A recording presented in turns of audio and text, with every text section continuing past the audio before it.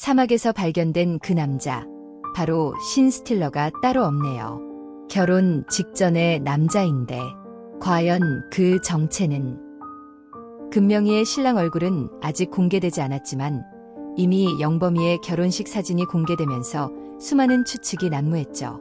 그런데 예식장에서 포착된 신랑의 뒤통수만 봐도 이건 누가 봐도 김선우 아닌가요? 정말 뒤통수부터 김선우 티가 팍팍 나는데요. 금명이의 작은 충섭이. 이제 기정사실화된 것 같지만 문제는 그 과정이에요. 도대체 어떻게 금명이의 마음을 사로잡았을까요?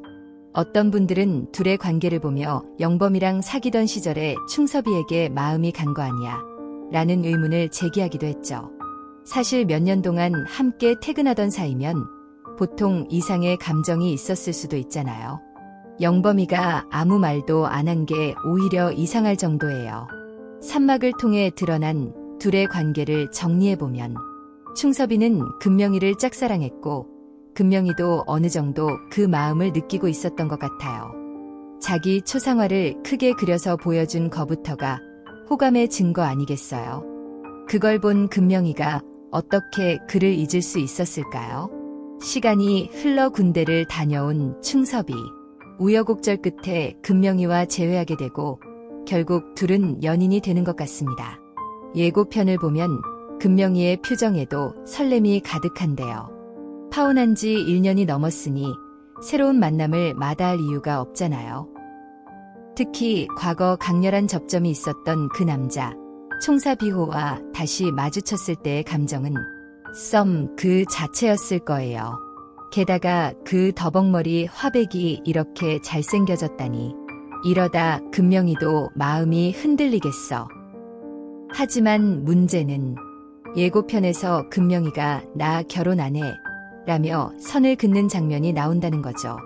분명히 이 말은 충섭이에게 하는 건데 과연 무슨 일이 있었던 걸까요? 결혼 준비 과정에서 상처도 있었을 테고 섣불리 다시 마음을 열기 어려웠을 거예요. 이때부터 충사비의 진정한 활약이 시작되는데요.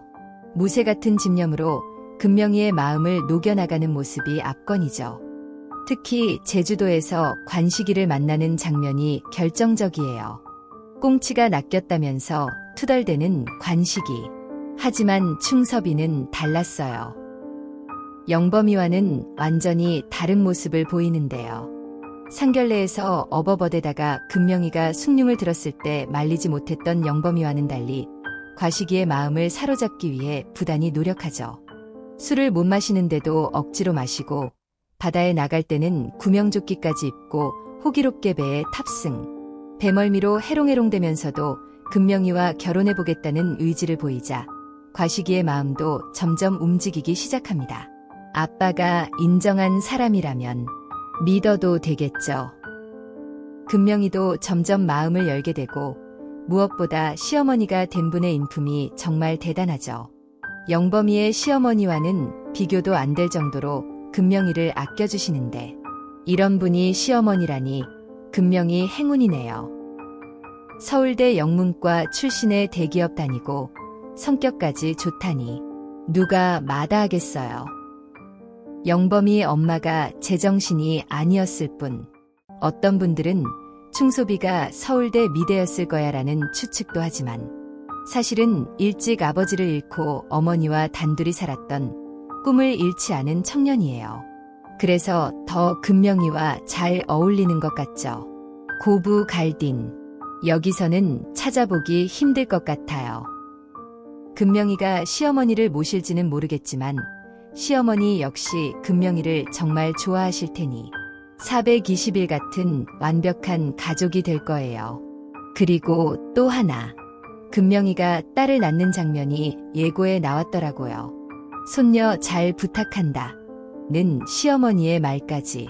이제 금명이와 딸의 케미까지 기대되는데 16부로 끝난다니 너무 아쉽네요.